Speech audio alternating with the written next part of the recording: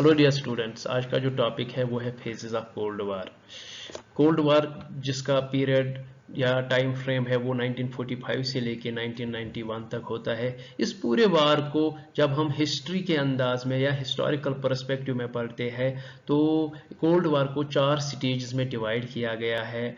जो पहला स्टेज है वो है 1945 से लेके 1962 तक, जिसे हाइट ऑफ कोल्ड वार कहते हैं या मेन कोल्ड वार, जब बहुत ज़्यादा रिलेशंस होस्टाइल थी यूएसए और यूएसएसआर के दरमियान।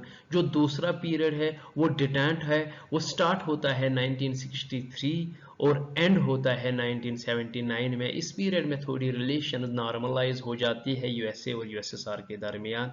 जो तीसरा पीरियड है, रिवाइवल हो जाता है हॉस्टिलिटीज का। जो 1979 में जब यूएसएसआर अफगानिस्तान में अटैक करता है तो वो रिवाइवल होती है हॉस्टिलिटीज, तो उस पीरियड को न्यू कोल्ड वार या फिर से न्यू कोल्ड वार स्टार्ट होती है। ये पीरियड जो है वो 1979 से लेके 1989 तक, और जो लास्ट है वो है एंड ऑफ कोल्ड वार, जो स्टार्ट होता है 89 में और फाइनली 1991 में जब यूएसएसआर डिसॉल्व हो जाता है, और इसके साथ ही कोल्ड वार का एंड आता है। हम इन चारों स्टेजों को अलग अलग पढ़ेंगे कि कौन सी जो मेन फीचर्स या कौन से ऐसे वाक़ात हुए थे, कौन से ऐसे कंडीशंस क्रिएट हुई थी इस पीरियड में, तो वो हम एक एक करके अलग अलग से पढ़ेंगे। अब जब ये हाइट ऑफ कोल्ड, जो पहला पीरियड या जो पहला स्टेज है कोल्ड वार का, जिसको जो कि मेन था कोल्ड वार में, जब पीक पे जो हॉस्टिलिटीज थी यूएसए और यूएसएसआर के दरमियान, इस पीरियड को फिर से हम 3 हिस्सों में तकसीम करेंगे या 3 पीरियड्स में। जो पहला होगा वो है ग्रेजुअल ऑनसेट, जब शुरुआत होती है हॉस्टिलिटीज की। ये जो पीरियड है 45 से लेके 47 तक। उसके बाद डिक्लेरेशन ऑफ कोल्ड वार, यानी जब ओपनली डिक्लेयर होता है कि yes there is the cold war going on between USA and USSR. ये पीरियड आता है 1947 से लेके 1949 तक। एंड देन पीक, जो पीक पीरियड होता है, जब पीक पे वो हॉस्टिलिटीज थी, वो पीरियड 1949 से लेके 1962 तक। नाउ हमें पता होना चाहिए कि वर्ल्ड वार सेकेंड में जो यूएसएसआर और यूएसए ये आपस में इत्तेहादी थे, आपस में एलाइज थे और इकट्ठे लड़ रहे थे fascist forces like Japan, Germany and Italy. लेकिन इसके बाद ऐसा क्या हुआ कि इनके दरमियान बिटरनेस आ गई, इनकी जो रिलेशंस है वो तीखी पड़ गई। उसके लिए कुछ वाक़ात हो गए इस पीरियड में 45 से लेके 47 में। कुछ एक्शंस यूएसएसआर ने ली, कुछ एक्शंस यूएसए ने ली, जिनकी वजह से ये जो आपस में इससे पहले इत्तेहादी थे इनकी रिलेशंस बिटर हो गई।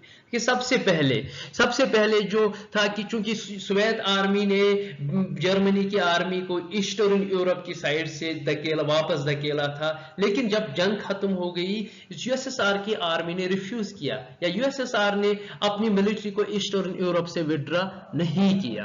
तो ये एक कंटेस्टेड बोन ऑफ कंटेस्ट बन गया बिटवीन यूएसए और यूएसएसआर, जबकि यूएसए की कंटिन्यूअस डिमांड थी कि जो जितने भी ईस्टर्न एरियाज, जितनी भी टेरिटरीज हैं, वहां से यूएसएसआर आर्मी वापस जाए, उन एरियाज को लिबरेट करे और वहां पे इलेक्शंस कराए, specially like free election is Poland. जब याल्टा कॉन्फ्रेंस हुई थी तो वहां पे स्टालिन ने ये प्रॉमिस किया था कि पोलैंड में हम फ्री इलेक्शन कराएंगे, लेकिन वो जो वादा था उसको स्टालिन ने पूरा नहीं किया और ही refuse to allow elections in the Poland. तो ये एक मैटर ऑफ कंटेंशन बन गया यूएसए और यूएसएसआर का। दूसरा, during world war second USSR ने पूरे अलाइड पावर्स को एक एड दिया था in the form of military add, weapons और पैसा, एक किस्म का एड दिया था, जिसे लैंड लीज प्रोग्राम जो लॉन्च किया था यूएसए ने अपने अलाइड पावर्स को दिया था। लेकिन मई 1945 में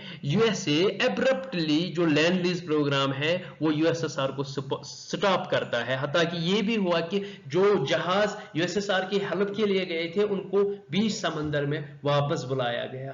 तो इस बात पे यूएसएसआर बहुत ज्यादा एंग्री हो गया यूएसए से, उसकी एक्शन से कि ये एक इनजस्टिस है, ये एक बिट्रायल है यूएसएसआर के लिए कि उसको जो एड प्रोग्राम जो प्रॉमिस किया गया था उसको स्टॉप किया गया। तो ये भी एक रीजन बन गया इस कोल्ड वॉर के लिए। जो तीसरा था कि during after the end of world war second एक अलाइड ने मीटिंग ये की थी कि जो जर्मनी है, Germany as a war reparation यानी एक तरह का जुर्माना $20 बिलियन जर्मनी को देना पड़ेगा अलाइड पावर्स को। लेकिन इसके लिए और बाद में उन्होंने जर्मनी को भी डिवाइड किया गया था 4 जोनों में। एक जोन यूएसए को दिया गया था, एक जोन यूएसएसआर को दिया गया था, एक जोन फ्रांस को दिया गया था, एक जोन ब्रिटेन को दिया गया था। सोवियत यूनियन को सिर्फ 4 में से एक ही हिस्सा मिला था, जबकि ये प्रॉमिस किया गया था कि $10 बिलियन जो है वो यूएसएसआर को दिया जाएगा। लेकिन यूएसएसआर ने डिमांड की जो वो $10 बिलियन है वो वेस्टर्न जोन से मुझे दिया जाए, क्योंकि ईस्टर्न जोन से उतना पैसा वो जर्मनी से नहीं ले सकता था। तो ये भी जिसको रिफ्यूज कर रहे थे, वेस्टर्न पावर्स रिफ्यूज कर रहे थे कि we can not give you $10 billion from our zone, you have to extract that from your own zone. तो ये एक बोन ऑफ कंटेंशन बन गया यूएसए और यूएसएसआर के दरमियान।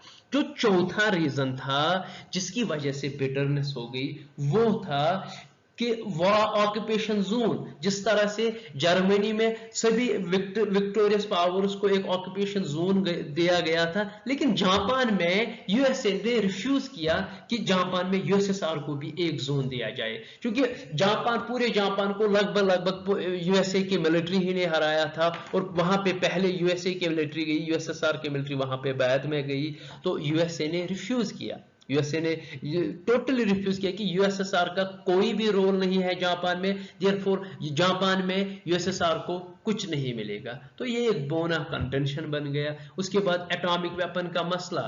नाउ एटॉमिक वेपन पे यूएसए की ये डिमांड थी कि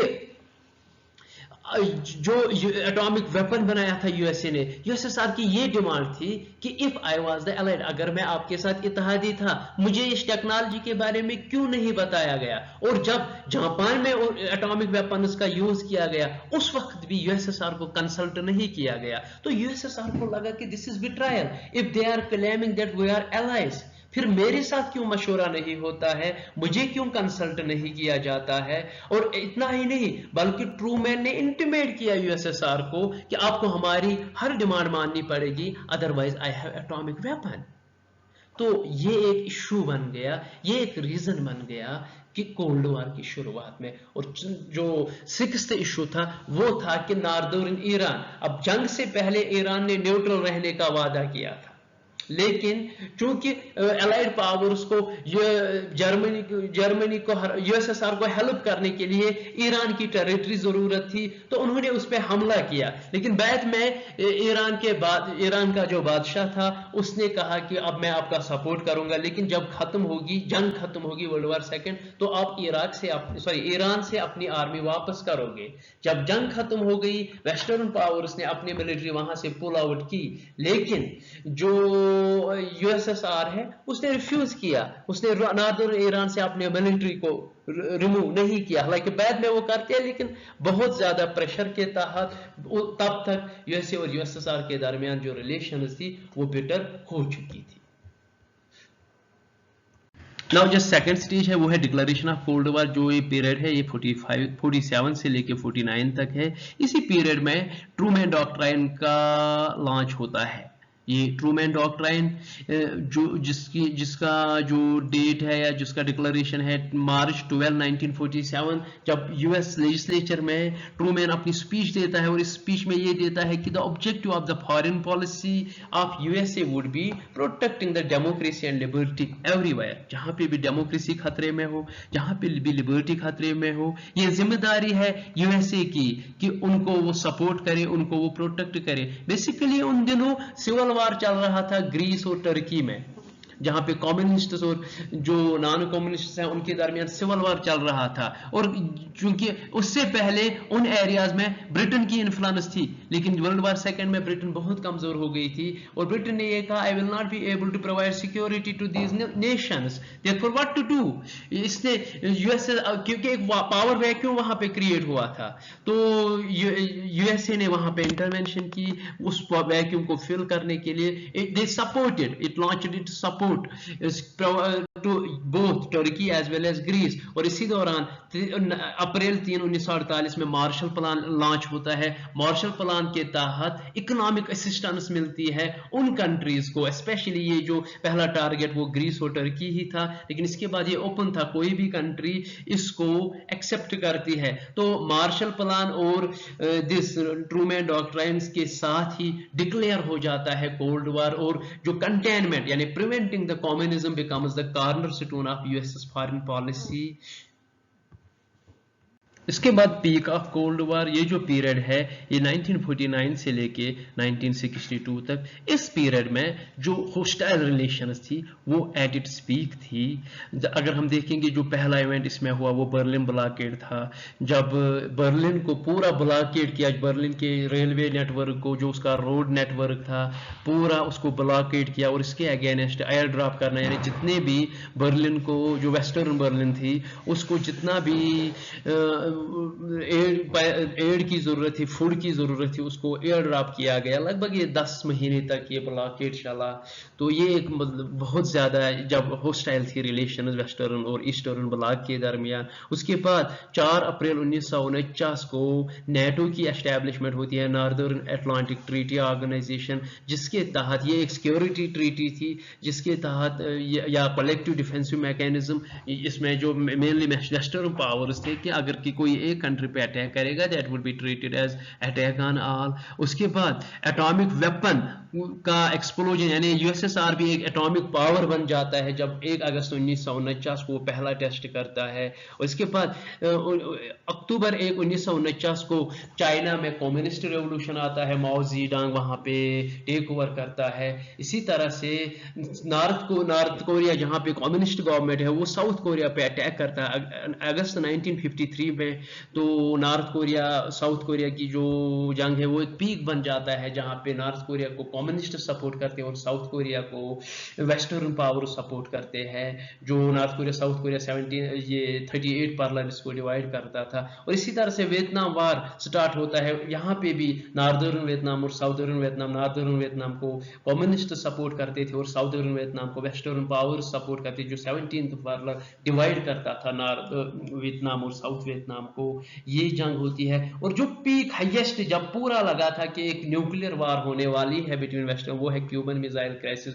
जो क्यूबा एक छोटी सी रियासत अमेरिकन कंटिनेंट पे, जब यूएसएसआर ने ट्राई की कि वहां पे वो बैलिस्टिक मिसाइल्स एस्टैब्लिश करेंगे, क्योंकि इससे पहले बे ऑफ पिग्स इन्वेजन हुआ था। यूएसए ने ट्राई किया था कि वहां पे वहां की जो कम्युनिस्ट गवर्नमेंट है उसको ओवरथ्रो करे।